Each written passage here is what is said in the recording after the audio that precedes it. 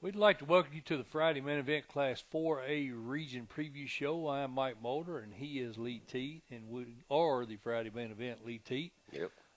Third year, I think, of streaming here on YouTube, and I think it's going pretty well.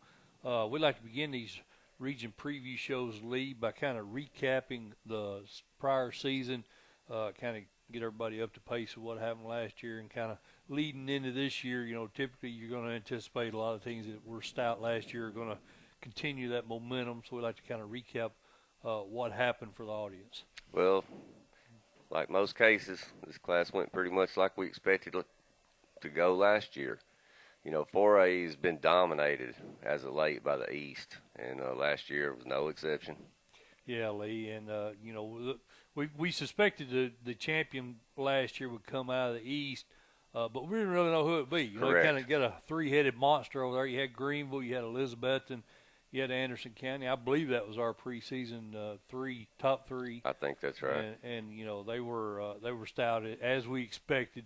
But Elizabethton, led by sophomore Bryce Rollins, did prove to be, you know, the team everybody thought they were going to be heading into the playoffs. They had victories over, I think, East Ridge, Sullivan South, and then they faced their biggest competition, the rematch with the Green Devils in the quarterfinals. The Fighting Cyclones pick up the second win over Greenville that year, 24-13, and then they knock off a pretty solid Knowlesville team over here in Middle Tennessee. They're in the semifinals, 34-12, advanced to the first title game. Yep, and then on the west side, Coach Wilson's Springfield Yellow Jackets, you know, they overcome a 4-3 start, which is a testament to Coach Wilson. Yes. You know, got their third title game appearance, second in 3 years. Went through Jackson Southside, Lexington, Hardin County, and then knocked off a favorite, I thought, Haywood County. Yeah, I'd agree. Tomcats 17-14 in the semis. Yeah, that was. I didn't think early in the season Springfield was going to have the moxie to get back, man. But like you said, Coach Wilson did a heck of a job with that team in the second half.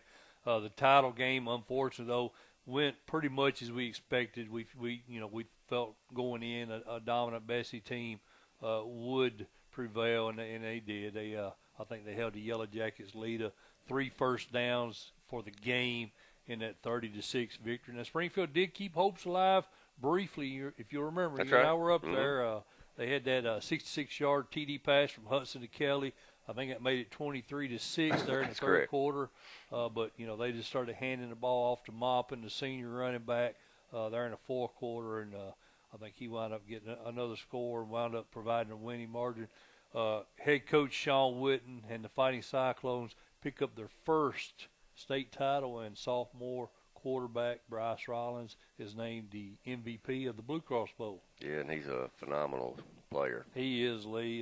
We were really impressed with him and was really thankful we got to see him live last year. You know, we kind of watched him from afar the whole season, and we knew, you know, going into that season that he was going to be the real deal, and it proved to be so. And we're going to start out talking about this 220 season by talking about the defending state champions in Region 1, and that was Elizabeth and the Fighting Cyclones. Lee Teat 15-0 last year, 6-0 in region play. And, you know, as we mentioned, they did beat Springfield in that title game, led by Bryce Rollins. I mean, he was all-state, 2,208 yards passing, 30 TDs, only 3 interceptions. Great job of taking care of the ball. But, Lee, what makes him more amazing is the fact he also rushed for 976 yards and 16 TDs. Kid had 46 TDs on the year. Amazing. And about 3,100 total yards of offense by himself. Yeah. And he wasn't the only guy on that team. No, and then they got Connor Johnson, All-State, Deuce Morton, Parker Hughes, All-State, Cade Hensley, Braden Holly, Cole Morgenstern. I mean, they might be right back. Got about everybody coming back, Yeah, Lee. man. I think they're going to be right there again. I think that October 16th battle with Greenville, and it's at Greenville this year, you know, that's probably going to decide this region again. I think 21 points given up to Greenville last year. I believe that was the most the defense gave up all year. So, I mean, not only are they explosive on offense, they got everybody coming back on that really good defense this year. Right. So I like Elizabethton in this region, man, and but I think it's going to come down to them and the second place team, Greenville, who's under new management this year. That's right. I think there's 3 new coaches in this region. I believe I you're believe that's right. right. Yeah. And I didn't mention that, Lee. I'm glad you mentioned it. I think there's 7 new coaches in Class 4A, Okay. so a lot less than the 13 we saw in 3A That's here right. in 4A. I think Coach Spradlin, you know, who's very familiar with Greenville. He's been the defensive coordinator there for last 7, 8 years. I think so. Man, you know, is it flip flopped in this region, Mike? For years, you know, Greenville was kind of Elizabethton's Kryptonite, as I like to say. Yeah. But after last year, and then with Bryson Rollins coming back, you know, Greenville's going to have their hands full. Now, that being said, they did get Drew Gregg, Knox Catholic transfer over as a quarterback, and then they got Terry Grove, a junior, coming back. That is such a physical district. Mason is it Grudger? Is I saying that correct? How you pronounce that for me, Mr. Teat? Goodger. Okay, I'm sorry, you guys. I apologize. People are familiar with the show are used to me butchering these kids' names, but there's another kid that comes back, Corbin Cannon, Jaden Stevenson. You know, there's a lot of kids coming back off this Greenville squad. Mm-hmm. And we got a lot of good friends up there at Greenville. That's right. There was, I think, at least what I heard, Lee, when Coach Hammond stepped down, I think Cody Ball was one of the names mentioned. You know, former offensive coordinator there at Greenville. He was mentioned as a possibility. I think him and Coach Pradlin were the favorites to take that job. So they decided to stay in-house, and that's probably a good move on their part. I think so. Familiarity's always good. Yeah, and if you look at that, they opened up with that 2-point loss to Powell last year, and then they won the next 6 straight games before that 3-point loss to Betsy, and then they did lose the second game to Betsy there in the quarterfinals, 24-13. So only 3 losses on the season. 2 of them were to Elizabethton, so it wasn't like they fell off the map. Well, and that's, like you said, the combined total for the 2 losses to Elizabethton's 14 points. Right. You know, so they're right there with them. Oh yeah, there with them. No doubt. I mean, they're year in and year out. That's a very competitive game, and I think this year we're going to see pretty much the same. Now, looking at the next team, Sullivan side, the Rebels. Justin Hilton, he's done a really good job with that program.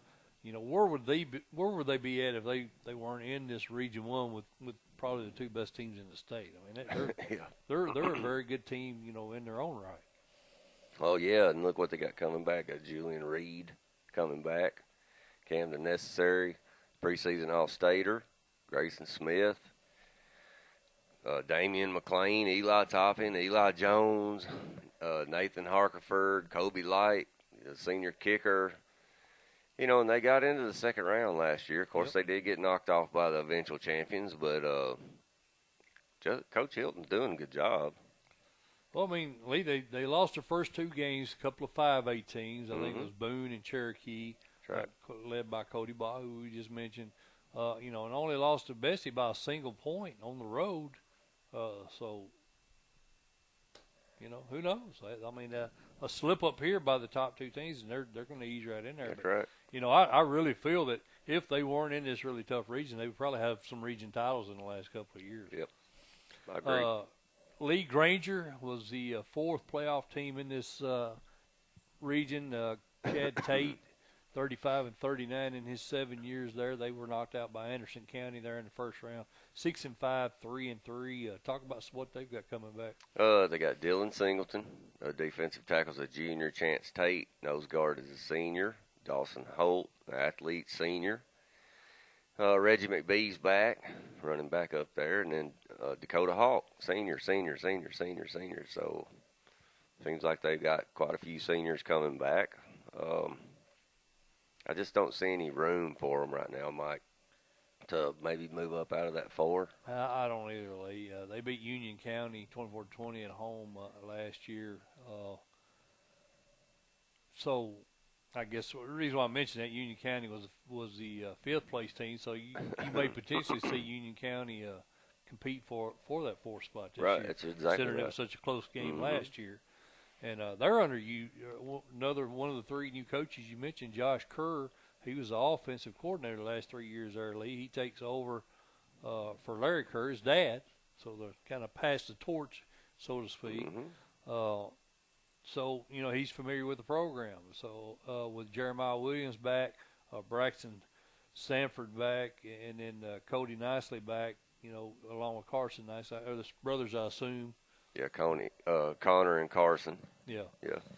So, they may contend with Granger for that last playoff spot, you think? Yeah, like I said, I think the top 3 teams in this region are pretty much set. Yep.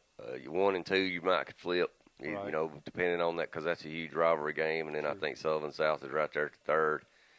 The bottom half of this, they're fighting to be Anderson County's first demolished opponent in the postseason. Well, it's possible, man. I think Granger, like you said, and Union County are going to fight it out for the 4th spot. Yeah. Sullivan Central. The Cougars. Man, Coach Steger's 3-37 in 4 years. 2-8 last year. I don't know, buddy. Not much. Preston Stahlbus, Jake Wise, Connor Wilson, all seniors. Right. That are going to contribute, but I just don't see any room. No, it's 2-8 last year, like we said, Lee. And then Sullivan East 1-9 last year, didn't win a region game. They've got Seth Dalton back at running back, Tanner McCracken back at wide receiver, and then Hunter Brown is listed as a running back DB. Yep. I agree with you, Lee. I don't think there's any place for these 2 teams to move up from the bottom. I think it's going to be between Union County and Granger to take up that 4th playoff spot will be my guess. Right, and also Sullivan East's new coach, J.C. Simmons. That's right. Good. He was the defensive coordinator, I think. Took over from Mike Locke. That's correct. So that's the 3 coaches in Region 1. Okay, Mr. Teat, we'll move on to Region 2, and Region 2 has been dominated by the Mavericks. Davy Gillum's Anderson County team, no stranger to postseason play. Unfortunately, just hadn't found the magic potion to get past either Greenville or Elizabethton, and advance on to that semifinal. Although they probably were, I'd say in the last 2, 3 to 4 years, probably among the top 3 teams in the state. They hadn't been able to get to the semifinal match. That's exactly right. They quarterfinals is a killer for them right now. Or second round. It depends on. Correct. I think they did get to the quarterfinals, like you said, Lee, the 2 years before that, knocking Elizabethton off, but couldn't get past Greenville in the second round last year. I'll tell you what I like about this team, though. Buddy, they got a lot of kids back off a solid 10-2 squad from last year. Stone Hatmaker, 2,000 yards passing. Senior. Stone Cummins. Offensive line, preseason All-State. Have you seen that video of him lifting? No, I have not. Oh, my gosh, dude. Stud, huh? I think they say he's a D lineman, but I think he's a linebacker. And I'm telling you right now, Well, he may be at not the next level. Want to get hit by him. So he's a load, huh? Yeah, he has got a video of him lifting, and I'm talking about this kid is flat getting with it. That's why he's a preseason All-Stater. He works hard. Right. Got Cam Thomas back, senior, wide receiver DB. Daniel Bethel, senior. Now look at his stats. Yeah. 27 touchbacks last year, 47.8 yard average as a punter. I'd say he's looking at next level play. Well, the kicking game is important. It's extremely important. And they got it. I'd say he's a strong candidate for Mr. Football this year at the kicker level with those kind of numbers coming back. He's got to be in the hunt. Yeah.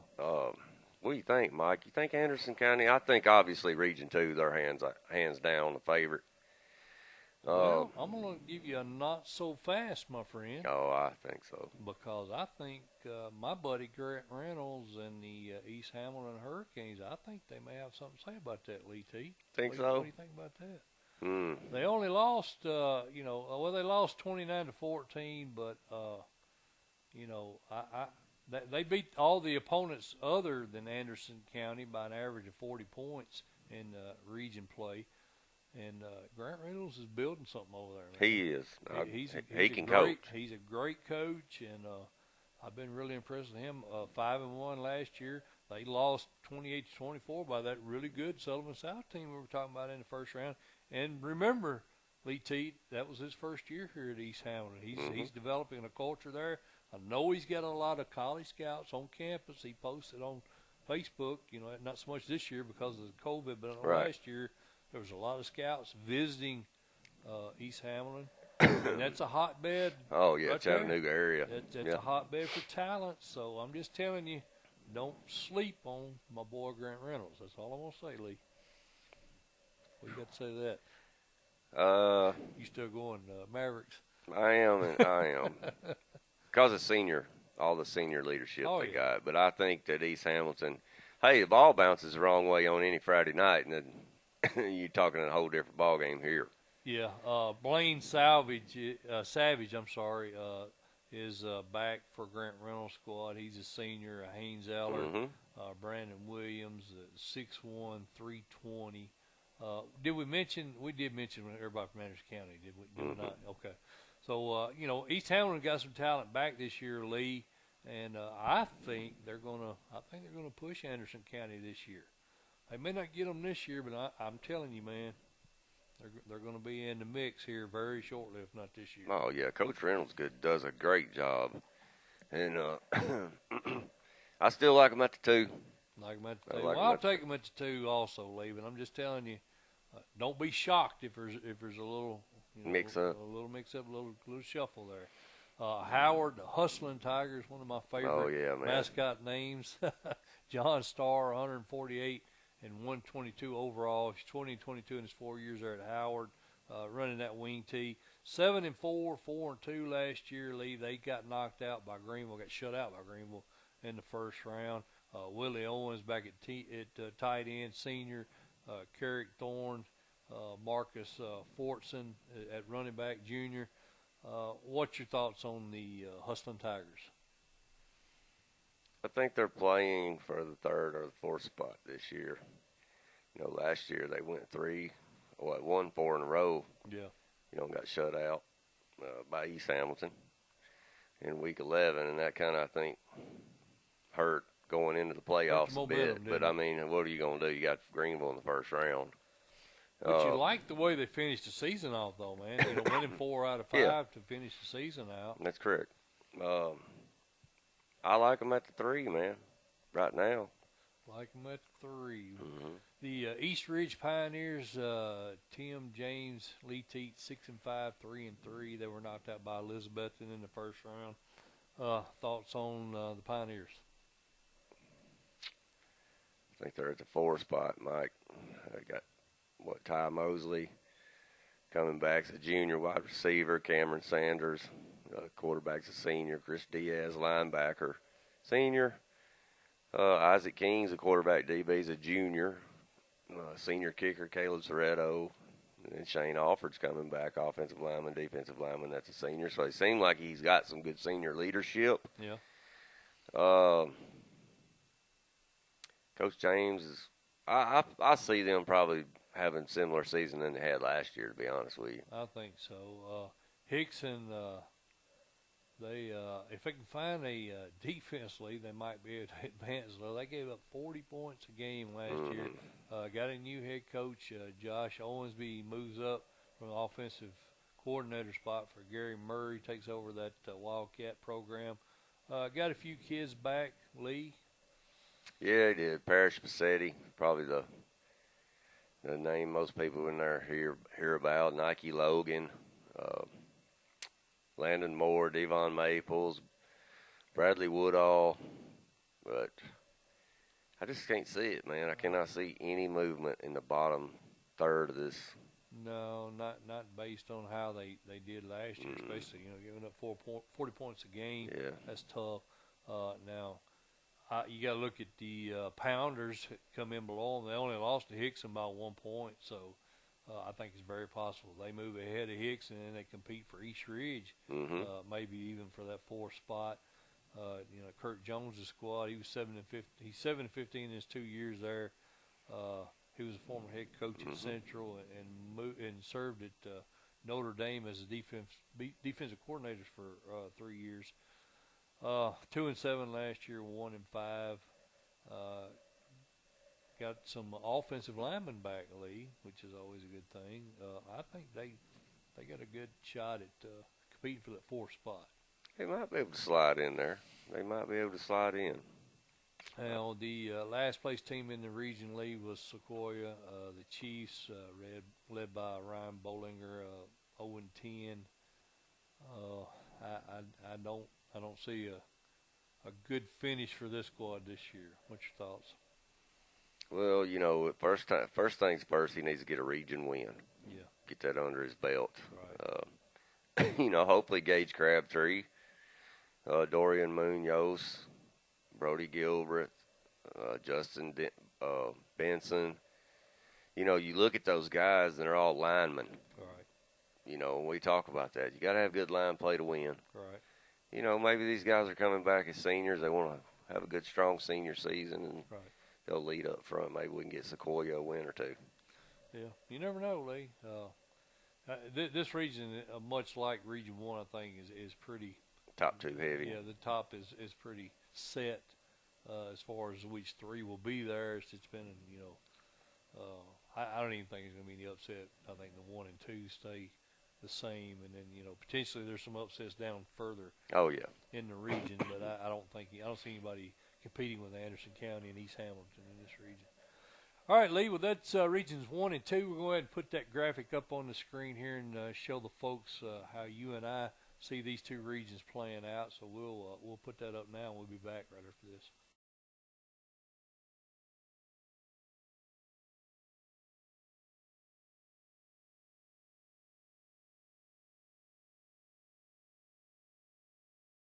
All right, Lee, that was regions 1 and 2. We're going to jump right into region 3. Region 3 was dominated by Bruce Lamb's Livingston Academy Wildcats last year. Yes, sir. What's your thoughts on the Wildcats heading into this season? Mike, I don't know that they can repeat that 11-1 performance, to be quite honest with you. Graduated a lot. Graduated a ton.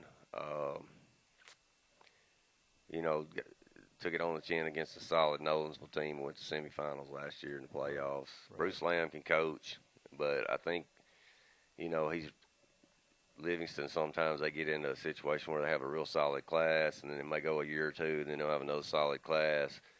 I think he might be in that cycle this year. Right. I'll be honest with you, Mike. I think they may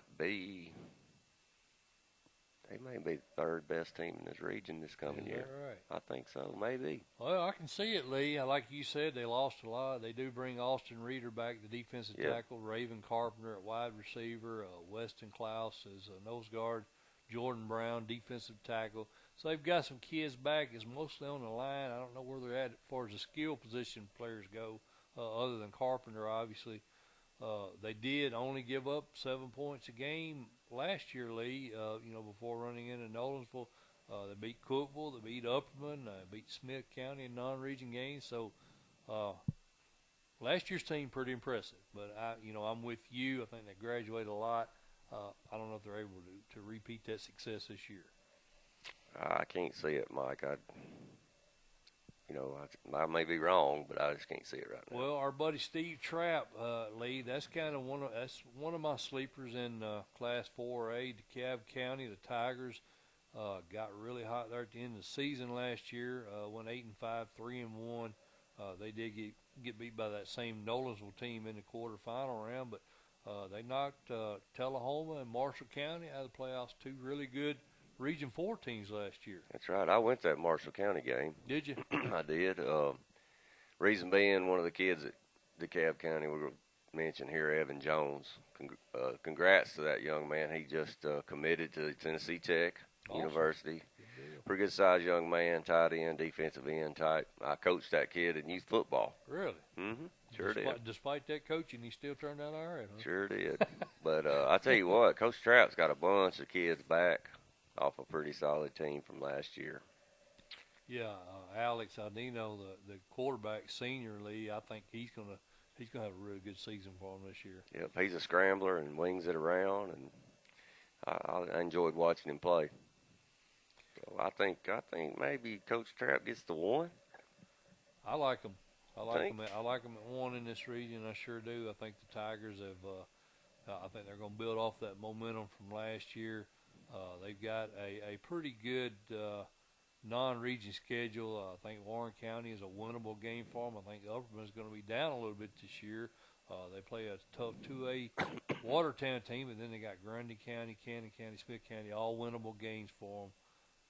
Lee Teat. So I like the Tigers to finish pretty good, possibly undefeated in region play. As a matter of fact, I think they will be undefeated in region play. I think Macon County may have something to say about that. Kyle Shoulders, 10 and 11 in his 2 years there at Macon County, 5 and 6 last year, 2 and 2. What's your thoughts on the Tigers, Lee? I think that we thought Macon County made a great hire with Kyle Shoulders. We did, and I still think it was a good hire. Yes, I do. But Nolensville, that's funny. Nolensville, first, second, and third round took out. There was Region 3 killers, beaters, wasn't it? Yeah. But I think Ethan Jenkins, Logan Whittemore, Landon Whittemore, and then Cameron Houston, I think they're back, seniors and juniors. Mm-hmm. I think Coach Shoulders, this going into his third year. I think he's probably getting his feet under him now. Yeah. He's got the staff that he wants in place now. I think so, and I think if they come out of the gate a little bit stronger this year, I think if they can come out of the gate a little bit stronger, they could potentially, be vying for some home field advantage going into the playoffs. Yeah, they did. I think they did lose their first 2 games, Smith County and Westmoreland last year, Lee. So I think they need to at least get a win out of those 2 games, like you say, to get that momentum started early and potentially build up to, a possible region title. I think this region here is pretty wide open. I mean, I like DeKalb. I think DeKalb's going to take it. But, beyond them, I think Macon and Livingston probably battle it out would be my guess. Yes, sir. Now, Stone Memorial was the 4th place team. Derek Sammer back 12 and 10 in his first 2 years, replacing our buddy Coach Wattenbarger. Mm-hmm. Remember, he went over to Sequatchie County. That's correct. He had a really awesome first year. Dropped off to 3 and 8 last year. 1 and 3 in region play. They were knocked out by Marshall County in the first round. What's your thoughts on the Panthers this year? I can't see them taking any one of the top 3 spots. I think they might slide into the playoffs at the 4. Struggled to score the ball last year. They did, man. They didn't. I don't think they got double digits. Maybe 4 times, 5, 6 times, something like that. 5 times in their 11-game season, they didn't even reach double digits. So yeah, if you're not scoring over 10 points, you're not going to win many games. Well, and the thing about it is, too, is Coach Samber knows how to put points on the board. Yeah. He's an offensive coordinator, so that ought to let you know something.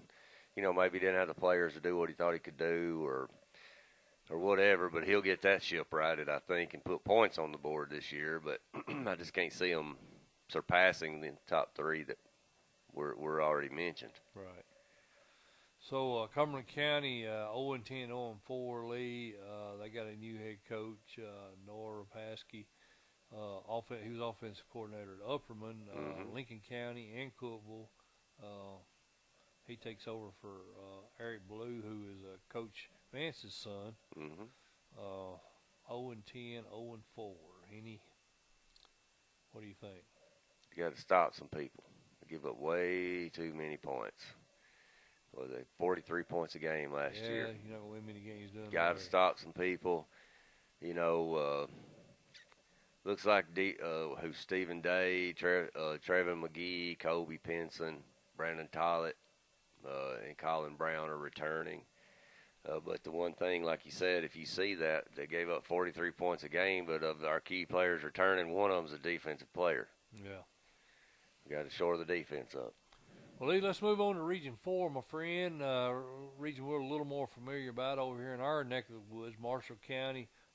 Our good friend Thomas Osteen, head coach there. One of the, I say it every year.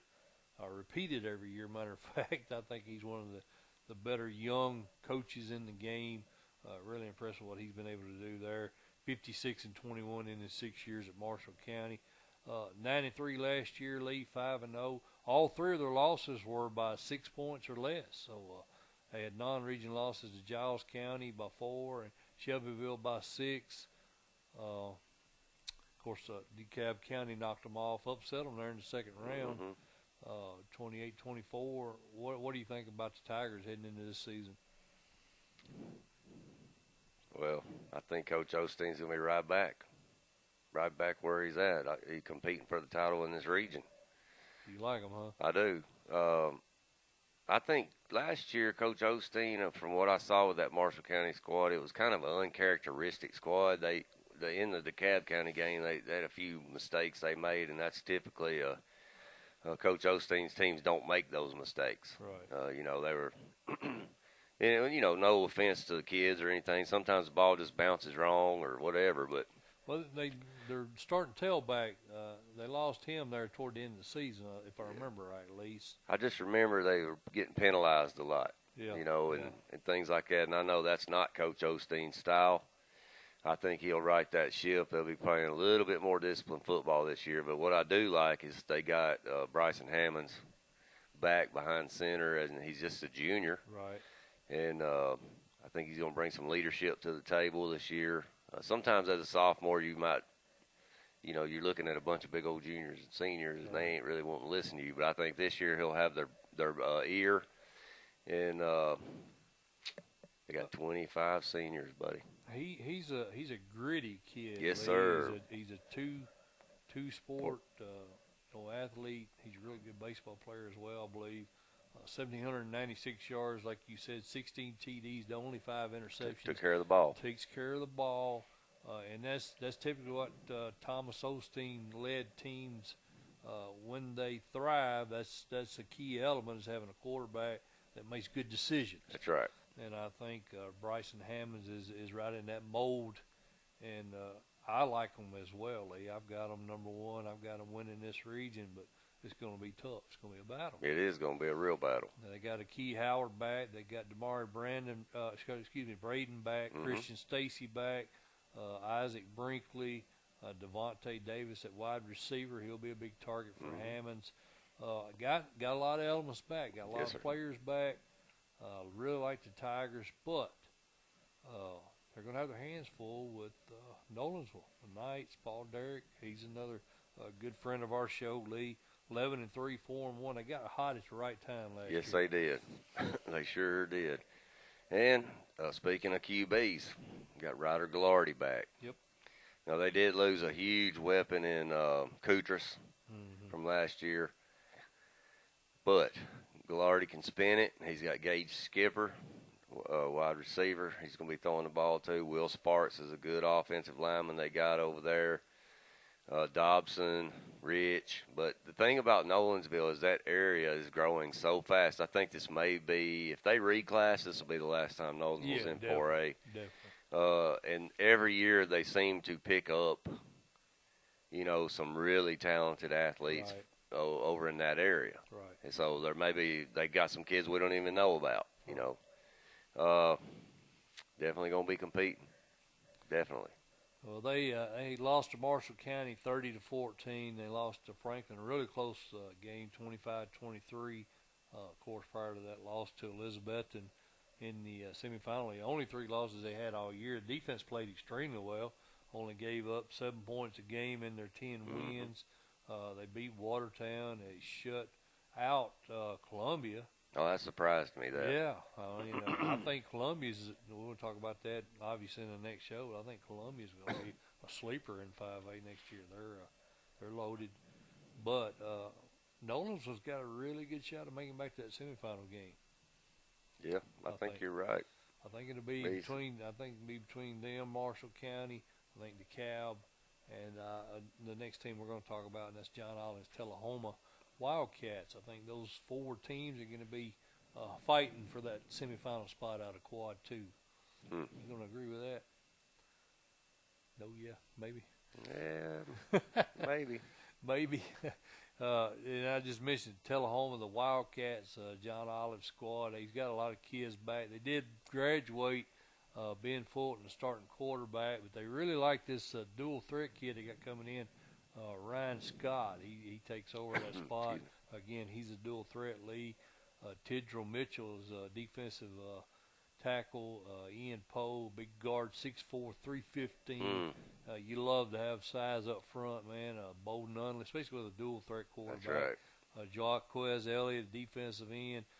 Jalen Newsom. I think this team actually returns all of their linemen, Lee. Oh boy, that's big. That's huge. That's what I'm saying as well. That is big. 7-4 last year, 3-2 in region play. They got upset by DeKalb County, 45 to 34 in that first round, Lee. But I like this Tullahoma squad. Yeah, I think that especially with that dual threat. And, I didn't even mention Jacoby Thomas. He's a preseason All-State candidate. So I'm sorry. Go ahead. Yeah, well, like I said, I can't imagine with Scott, being a dual threat type kid, and then like you said, you got Bo Nunley and Jacoby Thomas.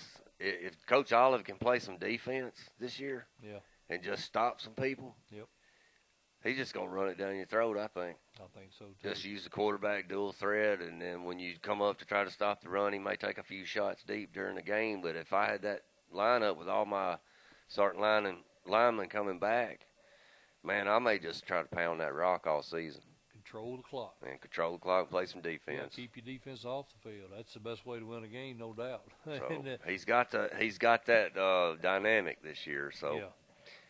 Tullahoma, their 3 regular season losses, Lee, were to Shelbyville, Marshall County, and then of course Nolensville. Before catching that red hot DeKalb County team.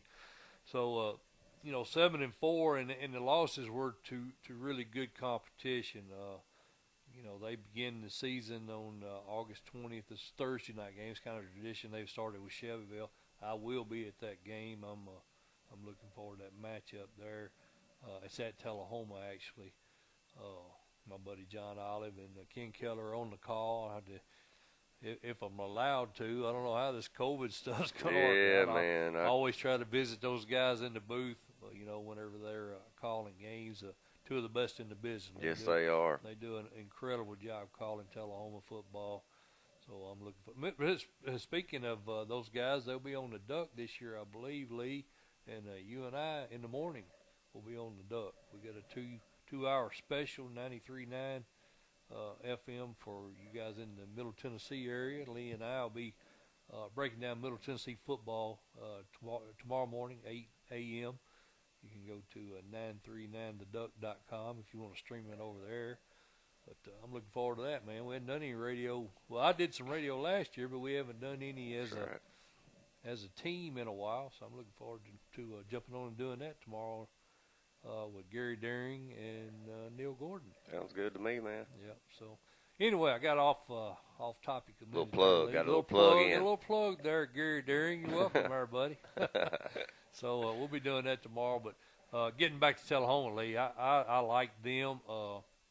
If everything goes right, that you potentially have them moving up to second, maybe even a region title. I think it's going to be pretty close between these 3 teams. It is. I think right now I'd give Marshall County odds on, but 1, 2, and 3 could be 3, 2, and 1. It's 3 really good head coaches. I mean, yes, John Olive, the old seasoned veteran, 202 wins in his coaching career. Lee, he's got his sons coaching for him, and we love John Olive, man. He's an outstanding example for the kids.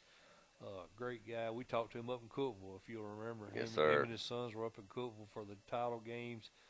We think a whole lot of John Olive and his family. And, Paul Derrick, he's doing a heck of a job coming in behind Will Hester there at Nolensville, and he's built that program. Took right on off with it. And then, of course, we talked about Thomas Osteen. Another good coach in this region, Arcente Broom, the head coach over at Maplewood. Those guys struggled last year, Lee, but they had a really tough schedule to go up against last season. Well, what's concerning this year, man, is, we just found out here recently, Mike, that Davidson County Metro School, which is Maplewood, is in that. They're not going to get to do anything until Labor Day, man. Actually, if they get to do anything. Yeah, there's no contact until, like you said, Labor Day, but they got to wait 2 weeks after that. So that means they're going to miss Week 5 games, if I understood everything right. I don't. Well, I don't agree with that decision. I'm just going to go ahead and tell you. I think it's penalizing kids when other kids are. So probably, I hate to say this, probably what might happen is a bunch of kids will bail. Yeah, that's possible. That's definitely possible. They're bailing right now. I've even heard talk, because I know Henry County has postponed their stuff. I've heard a rumor over there that they may start up some travel football, and the kids are going to go to that. Well, you remember Henry County had that real good freshman. Yeah, Ryan Dameron. Yeah, from last year. Yes. I mean, think about this kid. He has a ton of potential. Yeah, he's got all kinds of programs. Crazy. Schools looking at him. He's got to play, man. He's got to play. So Henry County's decisions may lead, and I'm not saying he's going to, but that could lead, as we're talking about with Metro. Yeah. A lot of these kids, man, that are great players. They want to play. They need to be on the field. They're going to go somewhere and get on the field. Yeah. So the thing about this is, Maplewood has region games with Lawrence County, and they have region games with Marshall County that are going to land inside of that 5-week span that they're not going to be allowed to play. I think they can move the Marshall County game to the 23rd. To the 23rd of October. That's an open date for both of them. I would assume they're already in talks about doing that. But the Lawrence County game, I don't know how they're going to make that up. I don't know how it's going to play out. I don't know if the TSSAA is going to make them take. I think they said in the event, in their literature in the event, that somebody had to couldn't play because of COVID illness, then they would be forfeit the game. And they would get a no contest, and then the team they were playing would be awarded a win for seeding purposes. That's how it's. So if Davidson County doesn't allow them to play, is that going to be the same stipulation? They would be awarded a no contest, and Lawrence County would get the win. I don't know how all this is going to play out. I just have one thing to say. I told you I've been being quiet. For you people that are worried about a 17-year-old or a 15-year-old or a 14 or a 13 or a 16-year-old's physical health with COVID, you better be thinking about their mental health as well. Yeah, absolutely. Because I can tell you right now, I know 4, 5, 6 kids that missed their entire senior season of baseball over this mess. Yep. And all of them are having struggles that are going to last a whole lot longer than a couple of weeks of a cough. Running a fever. Yep. I agree, Lee. Sorry. That's just how I feel about it. No, I totally agree. Mental health has something to do with things too, bud. I'm right there with you. I totally agree. All right, Lee. We're getting off topic. Sorry, no, man. No. I brought it up. I wasn't condemning you, brother. I brought it up, and I'm in total agreement with you. But anyway, getting back to that, David Sutherland, running back, James Smith, Javontes Greer, DeMarco Ellis, some of the kids. Marsavian Jones. Yeah. Yep. And some of the kids that Coach Broom has coming back. And they had a killer schedule last year, Lee. Hillsboro, East Nashville, Pearl Cone, Mount Juliet. I mean, my goodness, you could see why. He ain't ducking. No, you could see why they were 3-8. So I think, he's one of our favorite coaches. A great guy, really good coach. This region is eat up with good coaches, man. And despite the fact that Lawrence County didn't do too well last year, 4-6 on 5, David Marston's a good coach. He won Region 5 before they dropped down to 4A. Knocked Shelbyville off of the year when they were still playing 5A. So this guy knows how to coach. He just hasn't had the luxury of having a lot of talent the last couple of years. Well, you got to put some points on the board. Yeah. I like the fact that he's got a lot of, obviously, seniors. But, we talk about senior leadership, but typically when you get 4, 5, 6A level, most of the time you got juniors and seniors going to be starting. I like Alex Carr. Case Tucker is a tailback. He's got Matney, strong safety, coming back as a senior. Well, There's nowhere. I just can't go nowhere. There's nowhere to go in this league. No. In this region league. I don't know if he would have got a win outside. No, you know they benefited from a pretty weak schedule last year. They got the same schedule this year, but I think Warren County, I think Summertown, a couple of wins they got last year are going to be tough games this year. So they may actually digress this year, you know, based on what they got out of region. You know, unless there's something we don't know about the program. Yeah. Lee, we've went. Sorry, I got rambling. No. That had anything to do with it. We know Region 4 well. We talked about Region 4 for a long amount of time.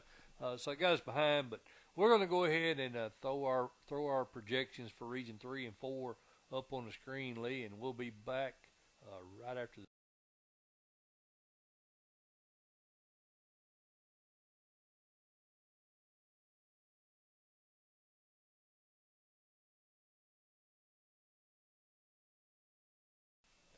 All right, Lee, that was Regions 3 and 4. We're going to jump right into Region 5. And Region 5, again, last year, Lee, Springfield comes through that region. Despite one region loss, they do wind up winning the region.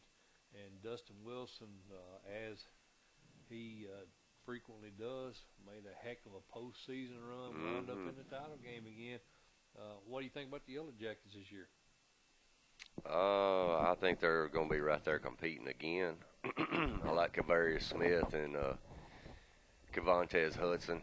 Right. You know, then they got Zareel Boyd, Tristan Pettit back, who's 6'3", 310, and then Gabe Kelly. We heard a lot about him last year. Yep. I don't know what it is about Coach Wilson and Springfield, but he's on to something. Finds a way to win. He finds a way to win. I mean, they lost last year to Montgomery Central, 13-10, and then Creekwood, White House Heritage, they beat them by single digits, but they got to the championships. Yeah, I mean that's. He's on to something. Yeah, I mean that's the quality of a good coach is to be able to win those close games. I think that's what separates the good coaches from the great coaches, the ability to pull out that close win. And he seems to have a knack for it. Him, and I think his brother's on staff with him, is he not, Lee? Yes, sir.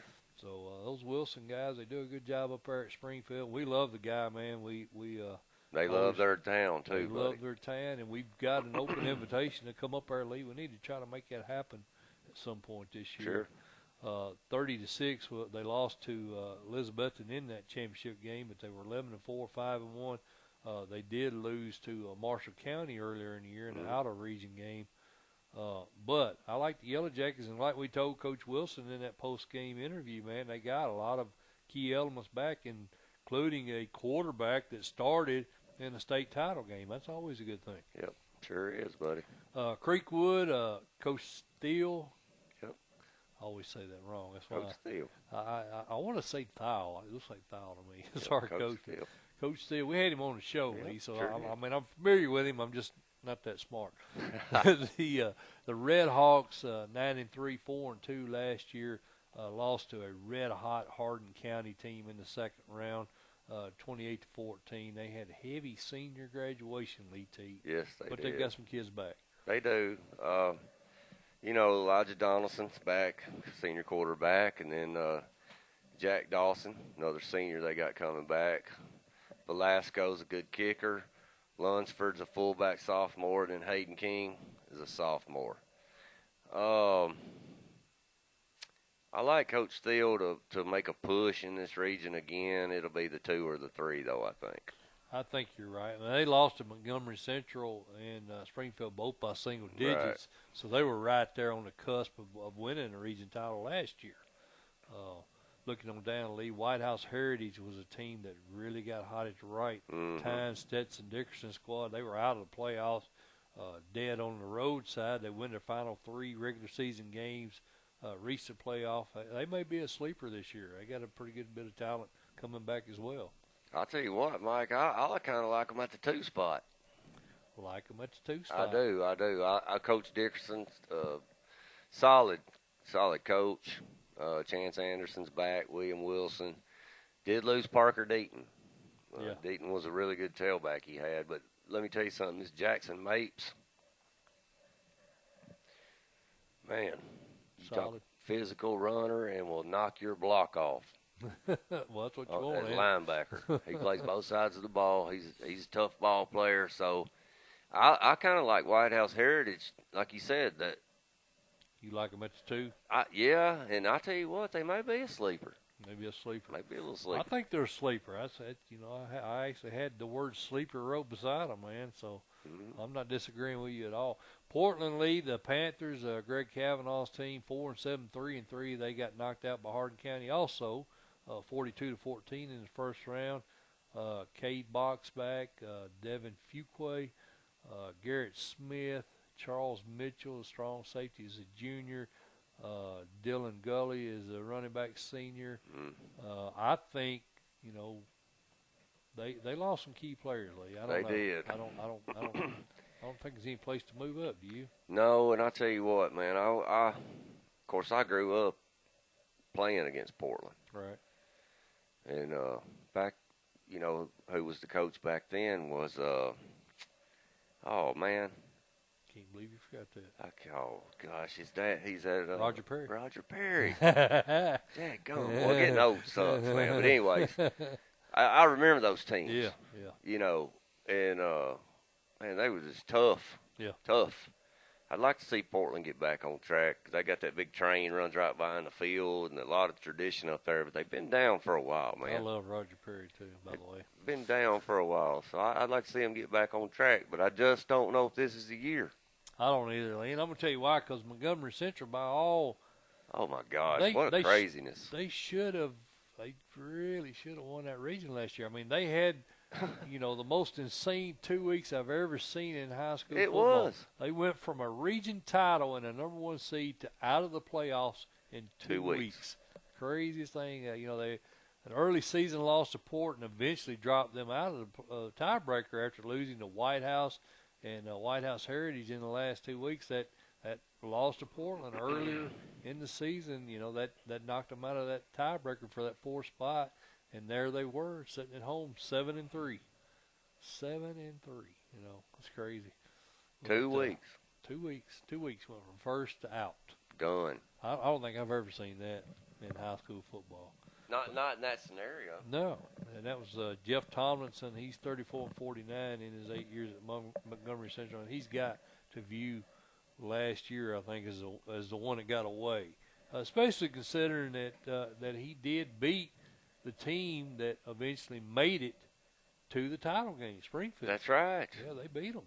Oh my gosh, man. Yeah. I think he'll use it. Definitely, it'll be a learning experience as how important each game is. Oh yeah, no doubt. You can't take a week off. Right. Especially in that region. Cannot take a week off. He does have Sanders back, fullback linebacker, Lane, big D lineman. Logan Sykes is back as quarterback, Casey Cunningham and Caden Ward. Yeah. So he does have kids that are back. Got some kids back. Lee moving on down. White House, the Blue Devils. Man, they just hadn't been the same since Jeff Porter. Yep. Gave the head coaching job up. That's exactly what I was fixing to say. Ryan Hamilton in his first year 5-5, 2-4 in region play. They've got some kids back, Lee, but they couldn't overcome a 5-game losing streak in mid-season. They did win their final 2 games to finish at 500. I think they'll contend for a postseason spot this year, based on the fact that they were able to recover and salvage the season somewhat. So, I believe they'll be in contention for that 3rd, 4th spot this year. What's your thoughts on that? Well, I'll be honest with you, Mike. I think Montgomery Central, White House, Greenbrier, I think any of those 3 could slide into the playoffs. Right. It's going to be between them to get in. Now, from a tradition perspective, White House obviously has the advantage. Yeah. Because they have been good for so long right. and competitive. I'd like to see Coach Hamilton have a good season, and I think he can. He's got Raymond Blackburn back as a quarterback as a junior. Like you said, though, he's got to put some wins together. Yeah. He can't have a 5-game losing streak again. Your alma mater, Greenbrier, the Bobcats lead 2-8, 1-5. John Elmore, 16 and 25 in his 4 years there at Green Bay. Had a pretty good year a couple of years ago. They I don't know. I don't know that there's any room for them to advance in this region. It's a very tight region. It's Lee. tight. I don't know that there's any upward momentum to be gained here for your Bobcat program. What's your thoughts? What's funny is reading some of these names. Isaac Rector, I went to school with his family, fullback. But he does have a lot of seniors coming back. Right. You know, off a 2-8 team. I don't know if that's a good or a bad thing. Right. But Ben Seymour, he's a real deal. He can play. He's a good lineman. And then Spencer Kolb, wide receiver back. You know, I just think Coach Elmore's just got to open it up, man. Yeah. He's got to open it up. Just go for broke. All right, Lee, well, let's move on to Region 6. Region 6 is led by Hardin County, Matthew Smith squad. What an amazing season they had last year, 11-2, 5-0. They did lose to Springfield in overtime there in that third round, 28-21. But after losing to McNary Central in Week 1, Hardin went on an 11-game win streak, Lee, before falling to Springfield there. Only defeated Lexington and Northside by single digits inside of region play, though. Well, the good news for Hardin County Tiger fans is you got all that talent back. Yep. I see these guys making a huge run. I really do. I think they're a sleeper to go to state this I think year, they're going to make a huge run. Like I said, they took Springfield to overtime in, quarters? Yep. Quarterfinals. Yep. Yeah. Rivers Hunt, you talk about stingy with the football, 2,500 yards passing. 26 touchdowns to 5 INTs. Got a pretty good target he's throwing to, too. Yes. Yeah, Hudson Wolf, a Tennessee commit, a tight end. Caden Pope, John Whitley, Christian White, Carter Scott. That's a pretty deadly 1-2 punch right there as a quarterback in the tight end spot. Yeah, Wolf's, I think he's the number 5 recruit in the state, Lee, and like you said, committed to go to the Vols next year. So, yes, sir. I like Hardin County. I think they're going to be right there again this year. I do, too. But they got to be careful because there's a really good Brian Hollingsworth squad, Lexington Tiger squad, 6-6, 4-1. Their only region loss was to Hardin County, but only 12-7. Real close game. I mean, it seems like he knows how to slow that Hardin County Tiger offense down anyway, holding them to 12. And he's got some kids back. Miles Mays, a really good running back, and then Tyler Spann at wide receiver. Kenneth Jones, another running back. So, you know, offensively, he's got a lot of kids back. He's got Williams and Swift on the line, a couple of seniors on the offensive line, and then Jordan Smith at quarterback. So, I don't know. Lexington's going to be there. Obviously, they can play with them. Oh, they're going to compete, man. And the thing about the Lexington is our 6-6 season is a failure to them. Yeah. I mean, they've averaged 9 wins a season forever. Right. Yeah, I mean, I could see it, Mike, but I just think Hardin County at this point, I think it might be the odds-on favorite, but I think Lexington's definitely going to push them. I do, too. I think Lexington's going to push them. That's a good way to put it. Jackson Northside League, Coach Powell's Indians 6-5, 3-2. They were knocked out by Creekwood in the first round. Alvin House, wide receiver, Isaiah Reed, Kevon Bryant, T.J. Jones, Jake Quincy Fox, and Caden Walker among key players returning for this Indian squad. What's your thoughts on Northside?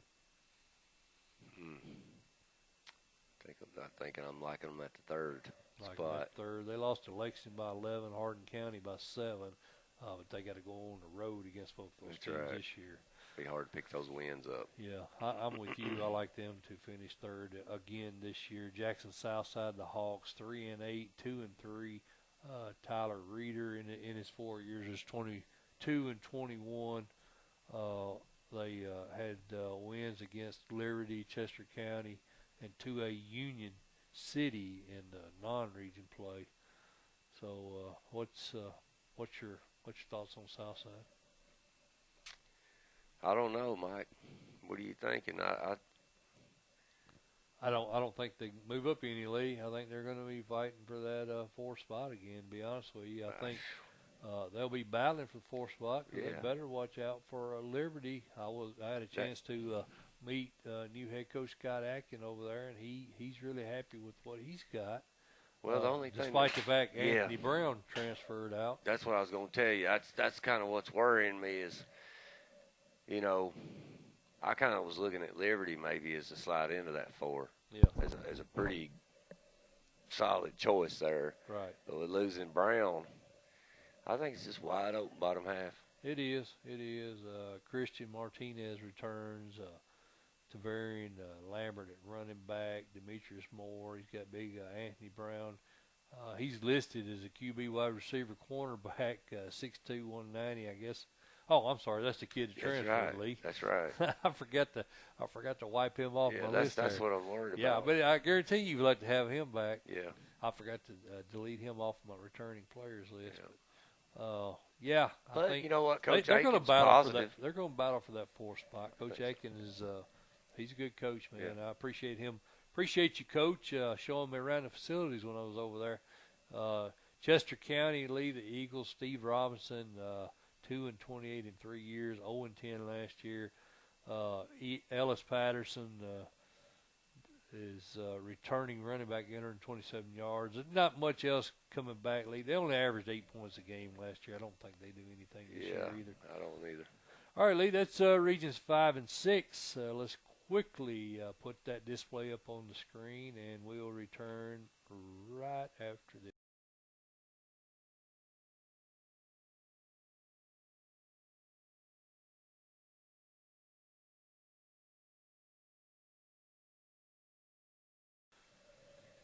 All right, Lee Teat, that was Regions 5 and 6. We're going to jump right into Region 7. Region 7 as the team that, at least at this point in the season, Lee, I think you'd have to put them as a favorite to go to Cookeville this year. Them probably along with Hardin County on this side of the bracket, I think would probably be my two favorites, and then of course Springfield. You can't leave them out because Coach Wilson is going to be he's going to be there. He's going to be there. So I think those 3 teams you would probably have to put at the forefront as far as contenders here in the west side of the bracket in 4A. But Haywood, the Tomcats, Chris Smith in his second season there, he had a really good run there at Germantown Lee, 12-2 in his first year at Haywood. Had some key injuries late, and I think that unfortunately did him in as they lose to Springfield 17-14 in overtime in the semifinals. That's right. And he's got Alex Evans back. Devin Jones coming back, Jalen Lewis, Callian Newbern, Devin Miller, and probably about, 50 more athletes. Yeah. Haywood, Brownsville area down there is just, they got a lot of talent, buddy. Right. I don't think Chris Smith would have left Germantown if he didn't think he was walking into something. Right. I agree. So I tell you what, man, Haywood could be in Cookeville. Very well could. I remember Coach Hookfin had them there a couple of years ago, Lee, so they're no stranger to title games. Yeah. They lost that game to Olive Branch, Mississippi, prior to that overtime loss. The only 2 losses they had last year. I think they got a real good chance to get there. They were our number 2 team in the preseason top 10. Yeah. So I like them. I think they have a good shot at making a deep run. Crockett County, Lee Teat had a really good ball team last year, 8-5, 3-1. Kevin Ward's team, they hung 70 points on a Millington there in the second round. Very potent offense. They started the season 1-3 with losses to Dyer County, which was a semifinal team in 5A. They lost to Lake County, the 1A champs, and then they lost to South Gibson, which won that really tough. That's right, 7A region. Region 7. Region 7 in 3A. Yeah. So played a tough schedule. And you look at that right there. That was their 3 losses, other than the 2 losses to Haywood. Mm-hmm. So I mean, the Cavaliers had a really solid season last year. I think so too. Coach Ward's playing up. He ain't ducking. He's playing some quality squads across the board, and I think got him into the playoffs and he made a good run. Yep. I think he probably did the same thing. Yeah. I think. 6-point loss to Haywood there in the third round. Yeah. So, I like Coach Ward. I think they're going to be fine. Jonathan Pankey at running back spot. Hear something about him. Noah LaRue. Yeah, man. I like Crockett County. Like Crockett County, like the Cavaliers. I think Cavaliers sew up that second seed, and they're gonna push Haywood, push them pretty hard. Ripley, Lee Teat, the Tigers, Justin Cruz, 6-6, 2-2. They were shut out by Haywood there in the second round. What's your thoughts on the Tigers this year? They finished third last year, correct? That's correct. I don't think that. I think they're fourth team this year. Fourth team this Yeah, year. I do. I think they'll. I'd probably repeat kind of a similar season. Yeah. I just think they'll drop a spot in the postseason or region standings. But they do have Quaterian Moore back, running back, and then David Owen and Keontae Smith. Yeah. But 2 of their 6 wins were O'Brien and Dyersburg, and that's the other 2 teams we've yet to talk about. Right. And they only beat them by a total of 5. That's kind of why Close, I think it's close games. may flip. Yeah. I'm with you, Lee. I like Dyersburg. Bart Stowe has had a really good run there at Dyersburg. He's 84-44 in his 10 years there running that wing tee, and I think they flip over Ripley, and I think they challenge Crockett for that number 2 spot. They lost their final 8 games of the season, but they played Haywood and Northside close. They lost to Ripley by 3 points, but I expect that they'll win that rematch this year. Yeah, I don't see them losing 8 games in a row again. They've got some pretty good kids back as well. Yeah, Israel Barbie, and Darius Harris is an All-Stater. Yep. Brady Roberson, Meshack Jones, Dontavius Vaughn. I mean, Coach Stowe's got it. He's got the athletes. Yeah. He's a great coach. Yeah. Well, look at his record: 139 and 84. Got to be pretty good, doesn't he? 84 and 44 in 10 years at Yeah. Dyersburg, and then like you said, he had 8 losses last year, all in a row. Yeah. So That's crazy. O'Brien County, Lee Teat, 2-8, 0-4 in region play. Paul Decker, 12-48 in his 3 years there at O'Brien. Devin Kearns is back. Dakota Petty, Nick Chappell, and then Jamon Mosley is listed as athlete sophomore. I don't think they're going to move up any in Lee Teat. I can't see it. All right, Mr. Teat, let's move on to Region 8. Region 8 was dominated by Millington in this small 4-team region. The Trojans were 9-3, 3-0. They did pick up the only postseason win for this region with a 70-35. I'm sorry, they lost to Crockett County. My apologies, Lee. They lost to Crockett County. Their one win was over Dyersburg in the first round. Sorry about that. But, they got Crockett County hung 70 on them, Lee Teat. How in the world do you hang 70 in a second-round playoff game? I think Millington's non-region schedule was probably what got them to that 9-3 mark. Yeah. I don't think they had a very tough out-of-region schedule. Right. Uh, Tresvant, Ripley, FACS. But, guess what? They'll probably be right back in Prep. Region 8. I think they're going to win it again. Yeah, that's this region to me, Lee, is Strange. it's another good example why you don't need to have 4-team regions in the state. Now, Fayetteville had a good year, 8-3, 2-1. They got a new coach, Woodrow Lowe. He was the defensive coordinator at Los Angeles, former head coach at Baltimore Central.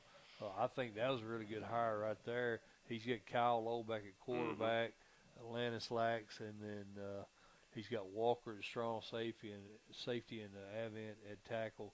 So he's got kids back. That team, not bad. I mean, they did lose to Ripley in the first round, the third-place team in Region 7. But what I was referring to mostly is the bottom half, Bolton and Craigmont Lee. Both of these teams, one of these teams deserved to be in postseason play, but as a product of a 4-team region. And I'm not trying to trash a bunch of kids or anything, but if you're 1-10, you don't belong in postseason play, my friend. That's just straight of it. Only win was over Craigmont, which finished below them. The region, you know, it's just a prime example of why you don't need a 14 region in the state of Tennessee. You agree with that? Oh, yeah, I sure do. Yeah. Devin Whitley back, House back at linebacker. Elvis Simpson, I do love that name. That's probably the coolest quarterback name. There you go. And, yeah, like I said, what about Coach Marshall, man? He's young, you know it. Yeah. 27 years old, 28. He's probably 28 now, I guess. Sometimes with a young coach it's a good thing, but I think he's got to get his, he was getting his feet under him last year. He's got to gain that respect. That's right. Being that younger coach, it's hard to get that respect. Sometimes, yes, sir. Because you're so close to the peer, that you're not right. going to get that natural respect that the older person's going to get. So he's got to gain that respect. Yeah. I mean, you can be buddies and friends, but when you get up to, high school level, you need to have leadership. I'm not saying he doesn't. I don't mean to imply that. I'm saying it's hard to grow leadership or respect, might be a better word. Hard to grow respect when you're not much older than the kids you're coaching. Mm-hmm. So that's his challenge, I would say. Craigmont, Lee, Coach Hooks, again 2-9, 0-3. They had wins over Kingsbury and MLK Prep. These teams are going to make the playoffs. Unfortunately, and I hate to say that, but unfortunately, they're going to make the playoffs. And teams like, Montgomery Central up here, 7-3, had 2 losses. 7-3 had, and they're out. They're sitting at home. It makes no sense. Yeah, it is what it is. All right, Lee. Let's put our graphic up for regions 7 and 8, and we'll come right back with final thoughts on Class 4A.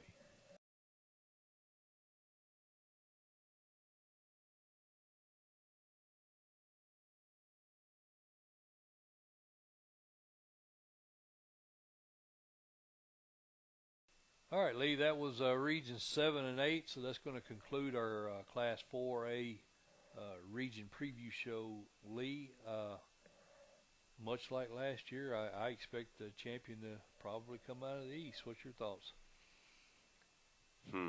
Yes, sir. I think right now the odds on. I think just from watching in the past, I think the east side of the bracket a little bit more physical. Yeah. I think I'm not taking anything away from these West teams, but I think every night in and night out on the eastern half of the bracket, you're playing a physical squad. Not now. That being said, Hardin County, Haywood, and Springfield out of the West. Yeah. I mean, that would be your leading contenders. I tell you what, Lee, I would love for Region 4, some of those teams to have went west. Yes, sir. Like a Marshall County, like a Nolensville. And they were kind of right on that that cutoff line anyway. But I think what that sets up, you got that three-headed monster over in Quad 1, Anderson County, Elizabethton, and Greenville every year. That's 3 excellent teams that are going to knock each other out. But it seems like every year the Nolensville, the Marshall counties, the teams that are going to come out of that Quad 2, they just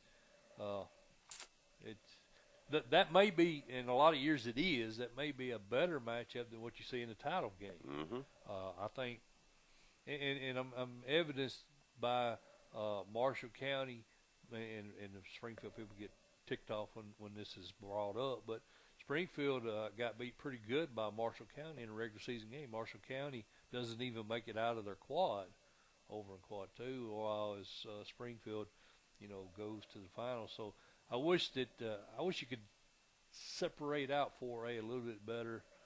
I know Fairview is some of their fan base is wanting to play up to 4A because they think it will be an easier path to Cookeville in the West as a 4A team, and that may be true because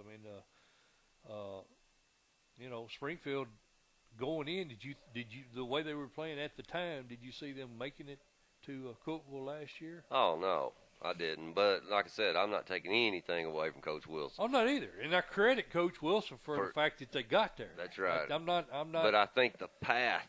The path is easier. I think it is easier, you can say what you want to say, but it is easier because you're not going through that tough Region 4 with Tullahoma, Nolensville, and obviously Marshall County, and Maplewood. Maplewood was really That's stuck. right. So And you're then not going through that. Then you turn around, you got Livingston, DeKalb.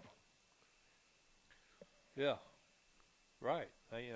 That's what I'm saying. I think The east side of the east bracket, side top is a to tougher bottom, run. is harder. It's a tougher run. I mean, is. anybody can get offended that wants to get offended.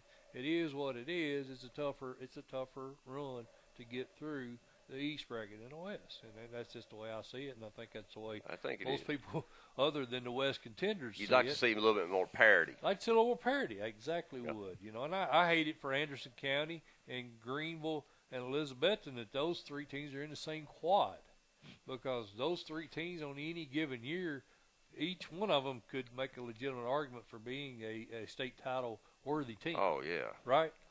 So, but I mean, that's just the dynamics and the geography of the situation. That's there correct. ain't anything you can do about it. I just hate it. That's right.